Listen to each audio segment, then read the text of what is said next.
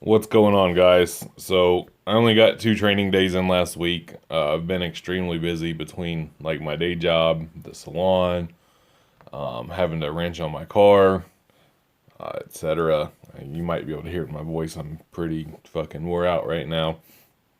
So that said, I'm probably gonna take a deload this week as well and try to rest up a little bit, just listen to my body and not push it too hard. So.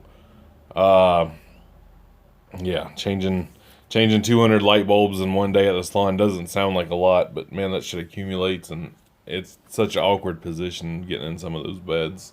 And then, like I said, employees not showing up and having to cover there, and I'm just gonna sit here and whine and be fat.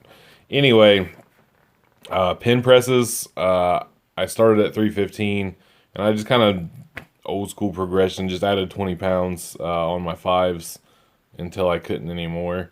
I ended at 425. I ended up doing 1 rep, and I knew the rest of the set wasn't happening, so I just stopped it there. On pin press, generally speaking, what you want to do, it's for helping break through sticking points, building up triceps.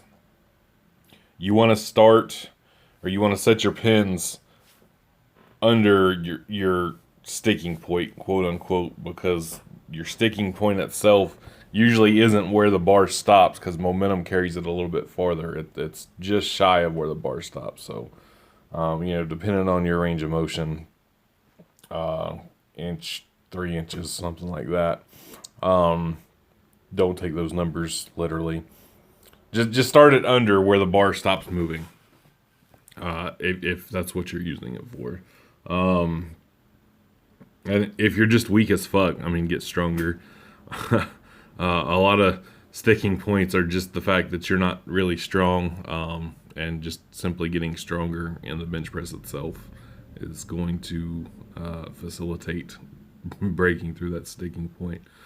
After the pin presses, yeah, I think here's the last one right here. I even took another breath and regrip because I was like, what the fuck am I doing? It moved fairly well, but definitely wasn't more to be had there. Knocked out a set of 20 dips, just body weight when I was done with that. Moving on to deadlifts, my grip was not there. Again, I'd been wrenching on my car this week. If you've ever shaken a mechanic's hand, you'll know why they have a really strong grip. There's a lot of work done there. And it wasn't there for deadlifts. Way slower of a hold, or shorter of a static hold than the previous week. But I bumped up to 545 on the singles.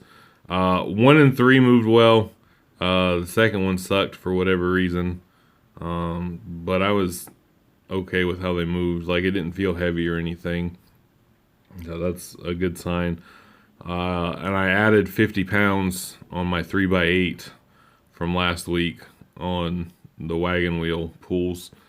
Again, these felt good. I even, like, my first set, I was like, shit, maybe I can do 12s with these.